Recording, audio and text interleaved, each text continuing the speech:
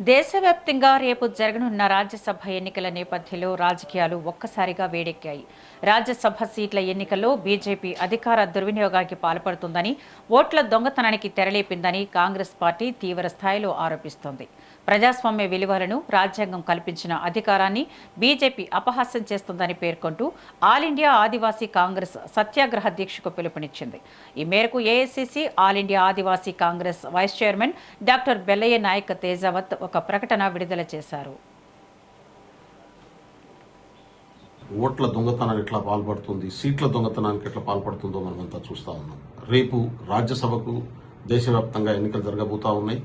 Congress party అభ్యర్థిగా మీనాక్షి నటరాజన్ గారిని మధ్యప్రదేశ్ నుంచి రాజ్యసభ అభ్యర్థిగా పార్టీ ప్రతిపాదించిన విషయం మీకు తెలుసు. కాంగ్రెస్ పార్టీకి 64 ఓట్లతోని 64 ఎమ్మెల్యేల సపోర్ట్తోని పూర్తి స్థాయి మెజార్టీ ఉన్నటువంటి విషయం కూడా తెలుసు. అక్కడ ఒక ఎంపీ గెలవడానికి 58 ఓట్లు మాత్రమే కావాలి. కానీ బీజేపీ ఉద్దేశపూర్వకంగా ఇవాళ ఓటు చోరీ చేద్దామని ప్రయత్నం చేసింది. సాధ్యం కాకపోతే మీనాక్షి నటరాజన్ గారి మీద కేసు ఉందని చెప్పి ఏదో తప్పుడు కాంప్లైంట్ ను బేస్ చేసుకుని ఆయన సభ్యత్వం నామినేషన్ రద్దు చేసినటువంటి విషయం మీకు తెలుసు.